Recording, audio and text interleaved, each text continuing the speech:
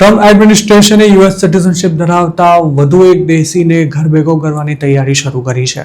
62 વર્ષના આ ઇન્ડિયન અમેરિકનનું નામ દેવાશિષ ઘોષ છે, જે અમેરિકામાં પોતાનો બિઝનેસ કરતો હતો અને 2012માં તેને સિટીઝનશિપ મળી હતી. આમ તો અમેરિકા કોઈની સિટીઝનશિપ જલ્દી રદ નથી કરતું, પણ દેવાશિષ સાથે આવું કેમ થવાનું છે તેની પાછળનું કારણ પણ ખૂબ જ રસપ્રદ છે.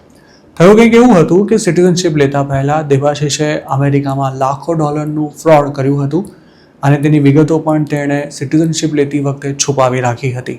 આ કૌભાંડ $2.5 મિલિયન હતું, જેમાં એરક્રાફ્ટ મેન્ટેનન્સ ફેસિલિટી ઊભી કરવાના નામે ઇન્વેસ્ટર પાસેથી પૈસા પડાવાયા હતા. પણ ગઠિયા દેવાશિષનો આ પ્રોજેક્ટ ક્યારેય ટેક ઓફ થઈ જ નહોતો શક્યો. સિટીઝનશિપ મળી ગયા બાદ પણ દેવાશિષે લોકો પાસેથી પૈસા પડાવવાનું ચાલુ રાખ્યું હતું અને આખરે તેની પોલ ઉઘાડી પડી જતા તેને પકડીને જેલ ભેગો કરી દેવાયો હતો. ટ્રમ્પ સરકારે હવે સિટીઝનશિપ લેતા પહેલા કોઈ ક્રાઇમ કરનારા અને તેની વિગતો છુપાવનારા લોકો સામે કડક કાર્યવાહી શરૂ કરી છે. તેમાં લેટેસ્ટ રાઉન્ડમાં આવા 11 લોકો સામે ફેડરલ કોર્ટમાં સિવિલ સૂટ ફાઇલ કરવામાં આવ્યો છે, જેમાં દેવાશિષનો પણ સમાવેશ થાય છે. હવે સરકારે કોર્ટમાં એ પુરવાર કરવાનું રહેશે કે સિટીઝનશિપ મળતા પહેલા દેવાશિષ ફ્રોડ સાથે સંકળાયેલો હતો અને તેણે નેચરલાઇઝેશનના ફોર્મમાં પણ તેનો કોઈ ઉલ્લેખ નહોતો કર્યો.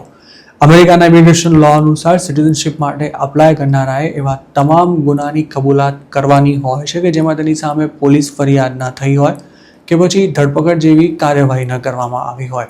જોકે દેવાશિષે પોતાના કૌભાંડ અંગે સરકારને અંધારામાં રાખીને સિટીઝનશિપ પ્રાપ્ત કરી લીધી હતી. જો કોર્ટ સરકારની તરફેણમાં ચુકાદો આપશે તો દેવાશિષનું સિટીઝનશિપ સ્ટેટસ રિવોક થઈ જશે અને સર્ટિફિકેટ ઓફ નેચરલાઇઝેશન પણ કેન્સલ કરી દેવામાં આવશે. દેવાશિષ સામે ડીનેચરલાઇઝેશનની જે ફરિયાદ દાખલ કરવામાં આવી છે તેમાં જણાવાયું છે કે તેણે જે ગુનો કર્યો છે તેનાથી તેના મોરલ કેરેક્ટર પર સવાલો ઊભા થાય છે અને તેણે ગુનાની વિગતો પણ સરકારથી છુપાવી હતી.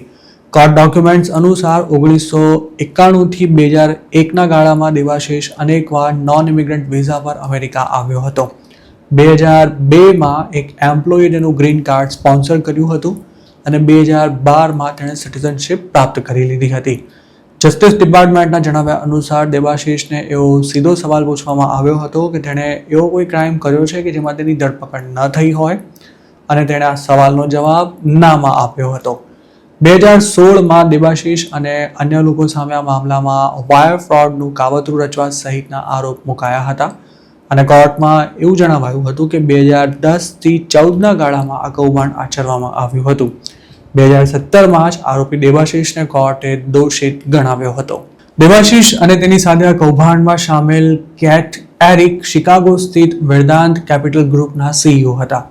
ન્યુયોર્ક સ્થિત કંપની લ્યુરેટિયન એરોસ્પેસ કોર્પોરેશને વેદાંતને ટેક ઓવર કરી હતી અને તેના મારફતે પ્લેટસબર્ગમાં US એરફોર્સ બેઝ પર એરપ્લેન મેન્ટેનન્સ, રિપેર અને ઓવરહોલ ફેસિલિટી ઊભી કરવા માટે ફંડ ઊભું કરવાનું શરૂ કર્યું હતું. દેવાશિષ અને કેટ એરિકે લ્યુરેટિયનને પ્રારંભિક રોકાણ માટે $2.5 મિલિયન ઇન્વેસ્ટ કરવા માટે કહ્યું હતું. આ પૈસા કંપનીના બેંક એકાઉન્ટમાં રહેશે અને તેને લ્યુરેટિયનની મંજૂરી વિના વિડ્રો નહીં કરી શકાય તેવી પણ શરત મૂકવામાં આવી હતી. જોકે બંને આરોપીઓએ આ શરતનો ભંગ કરી તમામ પૈસાનો બારોબાર વહીવટ કરવાનું શરૂ કર્યું હતું અને માર્ચ 2011 સુધીમાં મલ્ટિપલ ટ્રાન્ઝેક્શન્સ દ્વારા આ તમામ રકમ વિડ્રો કરી લેવાઈ હતી. પૈસા વિડ્રો થઈ ગયા બાદ દેવાશિષ અને કેટ એરિકે લ્યુરેટિયનને લાંબા સમય સુધી અંધારામાં રાખી હતી. તેમનો ભાંડો ફૂટ્યા બાદ છેક 2016માં તેમની સામે ફરિયાદ દાખલ કરાઈ હતી, જેમાં દેવાશિષને 2017માં દોષિત ઠેરવવામાં આવ્યો હતો. ચાલુ વર્ષમાં જ ટ્રમ્પ સરકાર એક ઇન્ડિયનની US સિટીઝનશિપ રદ કરી ચૂકી છે, જ્યારે બાકીના બીજા 2 કેસમાં કોર્ટ આગળનો નિર્ણય લેવાની છે.